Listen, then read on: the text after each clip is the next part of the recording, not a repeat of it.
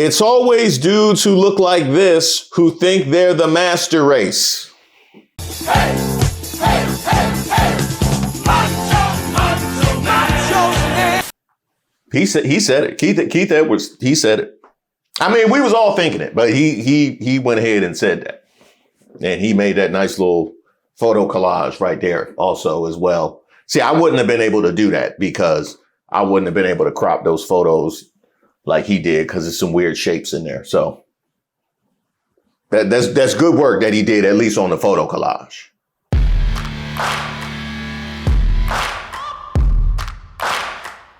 Shout out to all the subscribers and the members here on the channel. Don't forget to like the video. I am Reese Waters, and this is Racist of the Week, where we expose the stupidity and hypocrisy of discrimination in hopes we can build a more perfect union. And also laugh. As usual, I would like to thank today's sponsor, Racism. And of course, if you have any nominees, you can drop them in the comments. You can email me at admin@reesewaters.com. Today's nominee, the Young Republicans. Hey, Carrie Underwood, what you doing over here? From Politico, wow. We starting like that? Leaked messages expose young Republicans' racist chat. Hey, who's making all that noise back there? Oh, that Pete Hegseth? What's wrong? No, this was on Telegram. You be on Signal. So what you mad about? Oh, because you wasn't involved in the racist chat? Well, you can't have no more apps on your phone after what happened. Thousands of private messages reveal young GOP leaders joking about gas chambers, slavery, and wow. Leaders of young Republican groups throughout the country worried that what would happen if their Telegram chat ever got leaked, but they kept typing anyway. That must be why they ain't invite Hegseth. Hey, now you know. It wasn't me. That was a call that they made.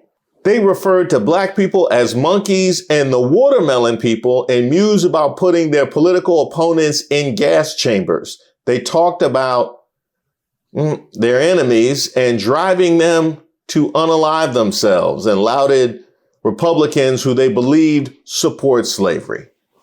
Okay. What do y'all want to tackle first? First, I love the way they ended. They lauded Republicans who they believe supported slavery. Oh, that's nice. Oh, that's nice. Hey, good luck beating them allegations when the young Republicans are giving you props for it. Yeah, that's right. It's considered a bonus. You know what I mean? And also, watermelon people, let me just quick poll. Who doesn't like watermelon? Who hates watermelon out here? I just love that became our thing. Like, it's a delicious fruit. Well, look, if we gonna be the watermelon people, then hands off come summertime. No, y'all talking all that noise in October. I want to hear you disavow watermelon in June. How about that? William Hendricks, the Kansas Young Republicans vice chair, used the words in multiple variations more than a dozen times in the chat. Bobby Walker, the vice chair of the New York State Young Republicans at the time, referred to grape as epic. Peter Junta, who at the time was chair of the same organization, wrote in a message sent in June that everyone that votes no is going to the gas chamber. Ooh, boy. We going to gas chamber now. Yeah. And by the way, this is the same party that has lined up behind Islamophobia. So for all the Zionists that thought you were safe, yeah, y'all got to work that out with them. Peter Junta, yeah, it's an I in there somewhere. Junta was referring to an upcoming vote on whether he should become chair of the Young Republicans National Federation, the GOP's 15,000 member political organization for Republicans between 18 and 40 years old. I'm going to create some of the greatest psychological torture methods known to man. We only want true believers, he continued. Two members of the chat responded. Can we fix the showers? Gas chambers don't fit the aesthetic. I'm ready to watch people burn now. We got to pretend that we like them. Hey, come on in, take a nice shower and relax. Boom, they're dead. Say we got to pretend that we like them. Now, he was, we're talking about gas chambers, so he's talking about Jews, but I kind of think the Black Magas and Latinos for Trump might be interested in the, we got to pretend that we like them. Hey, Black Magas, come for the monkeys and the watermelon people. Stay for the we got to pretend that we like them. He's out of line, but he's right. The exchange is part of a trove of Telegram chats obtained by Politico and spanning more than 7 months of messages among young Republican leaders in New York, Kansas, Arizona, and Vermont. The chat offers an unfiltered look at how a new generation of GOP activists talk when they think no one is listening. Not only is it a glimpse in the new generation, but I see they got their geographical expanse exactly right. Oh, just in the South? No, we got New York, we got Arizona, we got Vermont, and we got Kansas. I think we about covered it. Yeah, I think we good. The 2,900 pages of chats shared among a dozen millennial and Gen Z Republicans chronicle their campaign to seize control of the national Young Republican organization on a hardline pro-Donald Trump platform. Many of the chat members already work inside the government or party politics, and one serves as a state senator. Okay, so just so we're clear, we have racism against Black people. We got slurs against the LGBTQ. We're anti-Semitic. And it's all fits very nicely under a pro-Donald Trump platform. We can all come together and support Trump. Yeah, there we go. Good luck beating them allegations. You serious? You gotta wonder what a flyer might look like, just to invite people to be a part of their Young Republicans pro-Donald Trump platform. I got some ideas, maybe some relics from the late 19th century. What do you mean by that? Together, the messages reveal a culture where racist, anti-Semitic, and violent rhetoric circulate freely, and where the Trump era loosening of political norms has made such talk feel less taboo among those positioning themselves as the party's next leaders.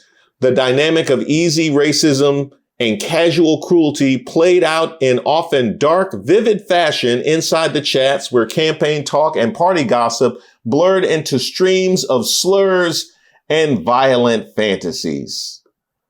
The group chat members spoke freely about the pressure to cow to Trump to avoid being called a rhino, the love of Yahtzees within their party's right wing, and the president's alleged work to suppress documents related to wealthy financier Jeffrey Epstein's crimes. So if we're scoring from home, and I am, you have a group of young Republicans looking to take over the national organization. Anti-Black, anti-Semitic, anti-woman, pro-Trump, and pro-Yahtzee. And the fact that even they acknowledge Donald Trump's efforts to suppress the Epstein files would be quite an indictment now, wouldn't it? If you were going to find a group that would be most likely to believe Donald Trump's innocence with regards to said files, it would have to be them. But even they acknowledge Donald Trump's efforts to suppress said files. Now, if we can all at least agree on that point, then what would his suppression of those files mean about his own culpability. Are we willing to take the next step, young Republicans? I know you're not. It's a rhetorical question, but I do find it hilarious that you're already there, though. Finger licking good special.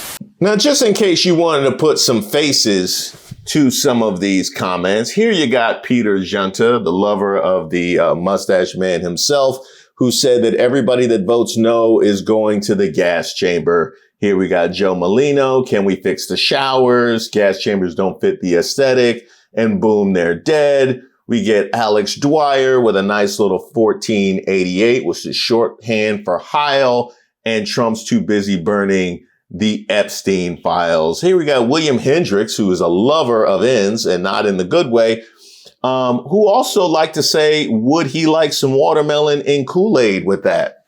Who making the Kool-Aid? You know what I mean? Don't threaten me with a good time, William. Don't threaten me with a good time. I done already got everybody to admit that watermelon is universal. Y'all want to go to Kool-Aid? Really? Here we have the Young Republican National Federation with slurs starting with F and N, going with the watermelon people carving watermelons, and Missouri doesn't like Fs.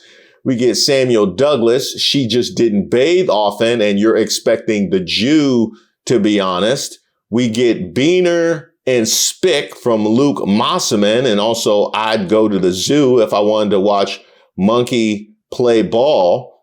Maybe throw some S's in there somewhere to make that make logical sense, but that's just a monkey talking. We get Bobby Walker, who wants the F to stay in the closet and say if they vote for us, why would they be gassed? And why not go ahead and integrate this chat, shall we? And Katie, when do we bring that side out? And I'm ready to watch people burn now. It's always dudes who look like this who think they're the master race. Hey, hey, hey, hey. Macho. He said it. Keith Edwards, he said it.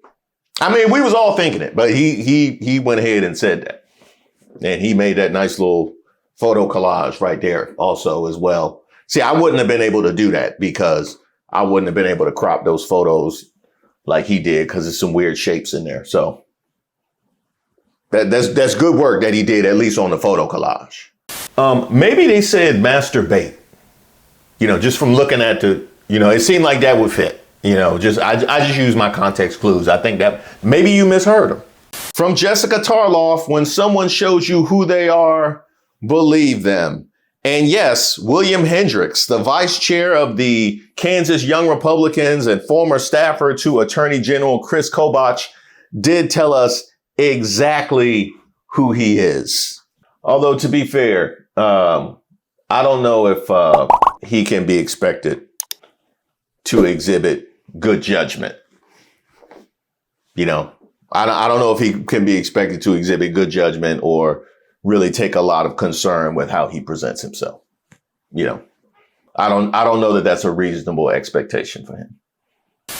Let me ask you something. How the hell did we get here? Because if you've read what Politico just uncovered, you know that some of these so-called young Republicans weren't talking about policy.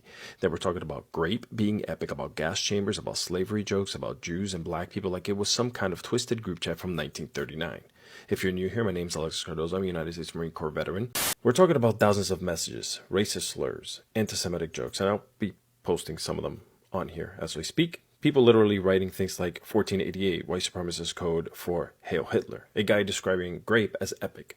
Someone else joking about gas chambers. Another mocking black people with watermelon and Kool-Aid comments. And yet another mocking Indian people's hygiene while his wife tossed in expecting the Jew to be honest.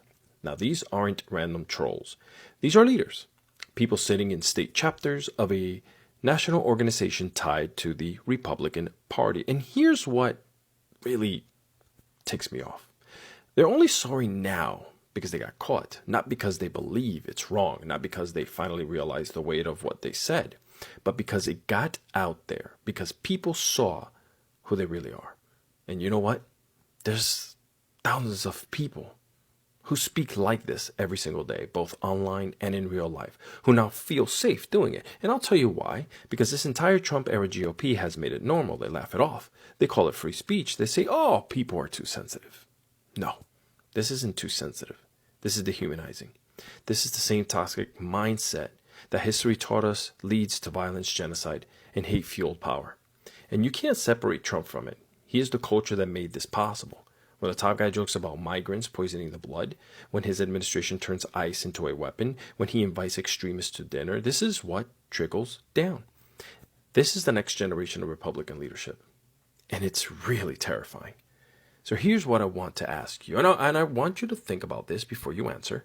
Is this how the next generation of Republican leaders talks when they think no one is watching?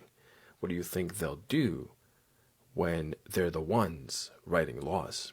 Do you still believe this is just jokes? Or are we looking at the early stages of something even darker?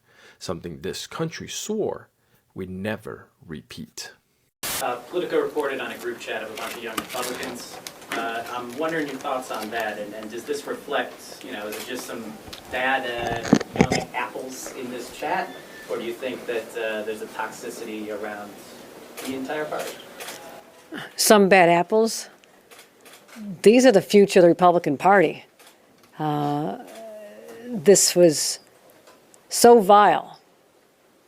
It is hard to find the words to put into context that these are people who are part of a political party, one of two major political parties, and they believe in gas chambers and discrimination based on the color of people's skins. These are racist, sexist, disgusting remarks. And I would say this. We have a leader from the Republican Party in this state, the highest ranking individual, who in the backdrop of all this calls our candidate for mayor, one of our candidates for mayor, a jihadist and a terrorist, and then somehow says, oh, what they said, these young Republicans, was wrong. Like, look at what you say yourself. Look at your inflammatory words. And maybe they have an effect on these young people, many of whom you support and have supported you. And you ought to just do a little re-examination of how far this has gone, where this is normalized enough that thousands of texts are uncovered. This is not one person saying they love. This is a whole lot of people saying things that are so disgusting and so abhorrent that everybody from the president on down should condemn them. And there's got to be consequences. Kick them out of the party. Take away their official roles. Stop using them as campaign advisors. There needs to be consequences. This bullshit has to stop. Governor, are you going to be holding a public event with Mom? JD Vance can dismiss the young Republicans as a college group chat, but let's be clear. The group includes a state senator, a Trump administration official, and multiple party staffers. And the worst comments came from folks associated with Mike Johnson, Elise Stefanik, and Mike Lawler. Not Mike Lawler. You mean blackface Mike Lawler? You mean blackface Mike Lawler got somebody wrapped up in this? Wow. I wouldn't have thought that. And Elise Stefanik too? I mean, the same lady whose takedown of the black president of Howard was the high water Karen mark of 2024? That Elise Stefanik? Wow. Can't trust nobody these days. And then Mike Johnson? Really? Mike Johnson? Well, at least if I know Mike Johnson, because he covers his tracks very well. If I know Mike Johnson, at least it's not going to be any photographic evidence. Mike Johnson's friend Bobby Walker said grape is epic. We really going to have to take Mike Johnson's phone. Yeah, we really, because he is a liability. Ain't no way. Ain't no way. And this ain't even the worst thing to happen to Mike Johnson since the shutdown started, if we being real. Illegal aliens, illegal aliens, illegal aliens, illegal aliens. Oh, so you want to blame illegal aliens? Okay, that's what we do. You want to do the MAGA thing and blame illegal aliens. Was it illegal aliens that allegedly set up that phone? When you had the Grindr app right next to Covenant Eyes? Now, as far as this whole part about JD Vance can dismiss it, JD Vance wouldn't dismiss something like this. You heard Mark Wayne. There's zero, and everybody's been perfectly clear, there's zero room for this kind of behavior in politics as a whole, regardless of Republican or Democrat. But we hold our own accountable inside the Republican Party. We won't allow that to happen. And from the young Republicans themselves, we are appalled by the vile and inexcusable language revealed in the Politico article published today. Such behavior is disgraceful, unbecoming of any Republican, and stands in direct opposition of the values our movement represents. Those involved must immediately resign from all positions within their state and local young Republican organizations. We must hold ourselves to the highest standard of integrity, respect, and professionalism. Junta apologized for the messages in a statement to Politico, but claimed they were sourced by way of extortion and questioned whether they were deceptively doctored. Walker said he believes some of the chat may have been altered, taken out of context, or otherwise manipulated, but also apologized. Molino and Hendricks did not respond to requests for comment. Yeah, that wasn't me. That wasn't me. No, that wasn't me. Also, I would like to apologize. I would like to apologize. Just in general, just for my essence. I would like to apologize for the state of the world. Yeah, this is what I'm talking about right now. That's what I would like to apologize for. Stop the cap. Now, in general, I gotta call a spade and say, hey, what you doing, Hendricks? What? Oh, because I said spade. No, this is not from the chat. They didn't pull that one up. Yeah, don't worry. We got watermelon people though. We got that one. In general, I gotta call it like it is and commend the widespread condemnation of the contents of this chat, as well as those people who moved to separate themselves from those involved. Huh? JD Vance said what? This is far worse than anything said in a college group chat, and the guy who said it could become the AG of Virginia. I refuse to join the pearl clutching when powerful people call for political violence. I don't believe that. I don't believe it. No vice president is that politically clumsy. He ain't gonna say nothing like that. You know what I mean? Next thing you gonna tell me is he gonna go on TV and deny the airbase that the Secretary of Defense already says exists. What is the function of this Qatar facility? People are wondering, is this an air base? What is Qatar going to be developing in Idaho? Yeah, I saw some reporting about this, Maria. I actually talked to the Secretary of War, Pete Hegseth, this morning. This is largely a fake story. We continue to have, with countries that we work with, we have relationships where, sometimes their pilots work on our bases, sometimes that we train together, sometimes we work together in other ways. The reporting that somehow there is going to be a Qatari base on United States soil, that's just not true. We are continuing to work with a number of our Arab friends to ensure that we are able to enforce this peace, but we're not going to let a foreign country have an actual base on American soil. So there was a bit of misreporting on that, as there often is, as you know, Maria. Meanwhile, no one other than President Trump could have achieved the peace that we believe will be a lasting peace in Gaza. And Qatar played a substantial role from the beginning, working with our folks to ensure that came about. So I want to thank you for that historic piece.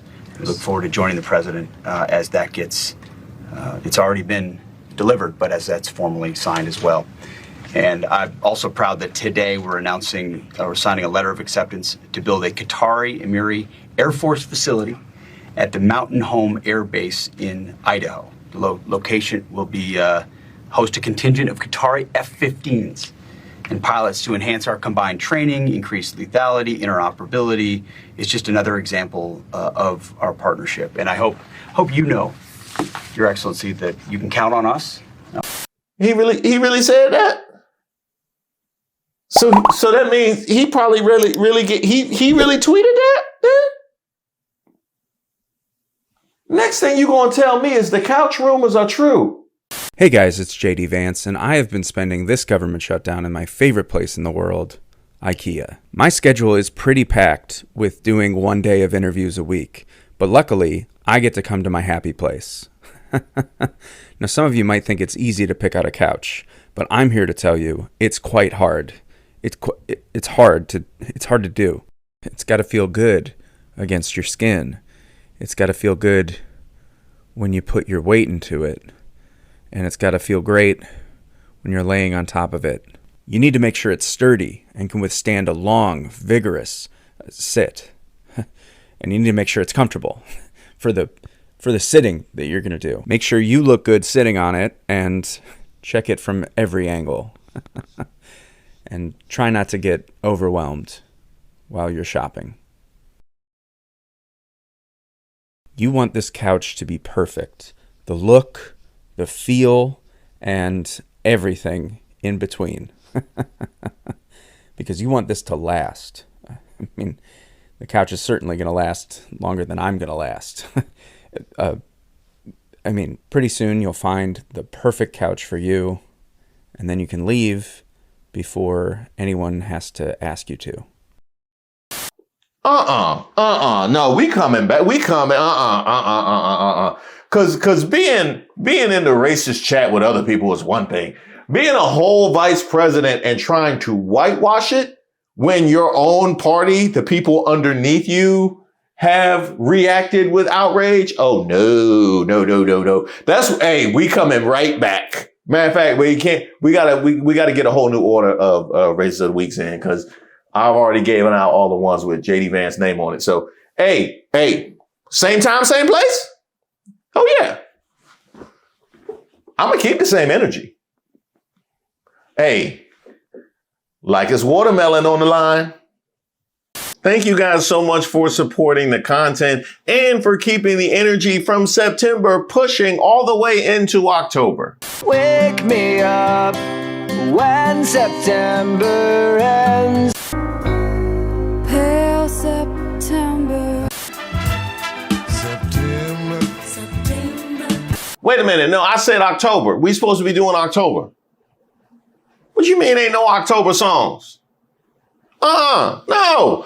October is the best month of the year. You got Halloween, which is the best of the holidays because you don't have no disappointments. Ain't like Thanksgiving where you got your family asking why you ain't found nobody, or Christmas where you got to do math to make sure you don't end up in the negatives with the gift giving.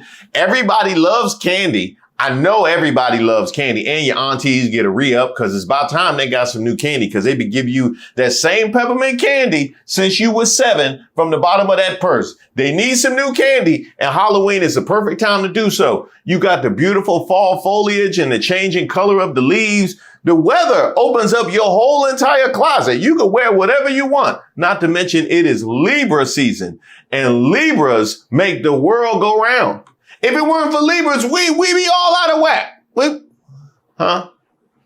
When's my birthday? It's October. Why? I can be unbiased. I be unbiased here every day. Just because it's my birthday, I mean, that maybe have a little something to do with it, but not a whole lot. And by the way, so while we're talking about the greatest, I do want to give a shout out to Regina, who's been working extremely hard on the newsletter. Make sure you send me your feedback on things that you would like to see in the newsletter. You can sign up for that at patreon.com/Reese Waters.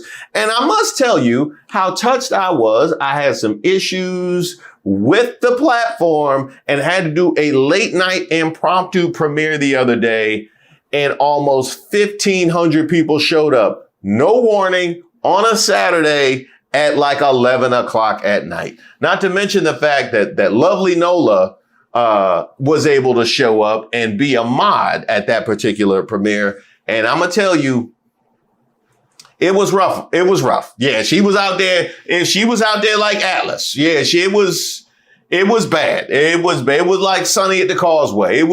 She got lit up like Canelo. But you know what? She made it. And it's that kind of jumping in and lending a hand, and all you guys that came in that were so supportive at that particular premiere. I just want to say that really touched my heart, and I want to say thank you. Now, while we're on the topic of touching my heart, I got to send some love to Tiger in Kentucky. She reached out to me some time ago and said that she builds models and she wanted to build one for me. And I said, you know what? I would be honored. I have room in the back. I would love to see one. And I thought a live unboxing would be the way to go. Now, it might have been helpful if I would at least loosen the box. Tiger, thank you so much. This is awesome. You sent me a note as well. I'm looking very forward to putting this together and finding a spot for it in the back. And you never know. I got little ones. I might start a whole collection of little figurines. Huh? No, they can't touch mine. Now, I'm going to be just like my aunties and uncles were for me. Now, you come in, you sit down, you won't touch nothing. Matter of fact, in a year, I'm putting plastic on that couch.